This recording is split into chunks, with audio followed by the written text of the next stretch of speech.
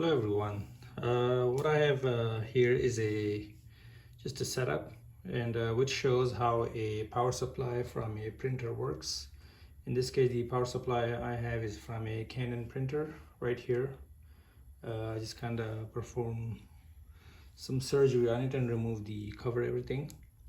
What we have here is just a regulator that gives out 5 volts and 3.3 volts with an input of, I believe, 8 to 24 or maybe 30 volts, but it's somewhere in that range.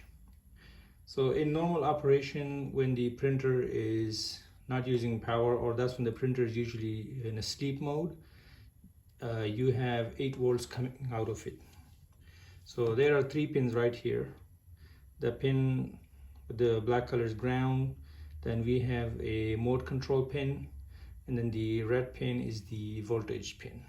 So if I just poke the voltage pin,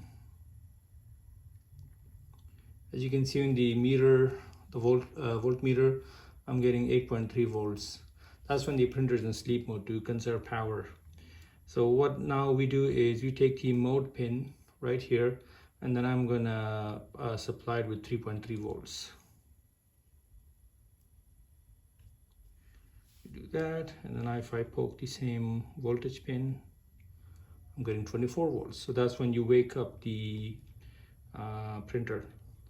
I think they use some kind of on the back side of this board, they use a transistor and some kind of setup to bypass 1 volt, the 24 volts, and then when you supply the 3.3 volts, then they have a transistor. That transistor then involves a resistor network which will then supply the 24 volts. So that was pretty cool, and this you can just kind of set up in a system where you want to conserve power.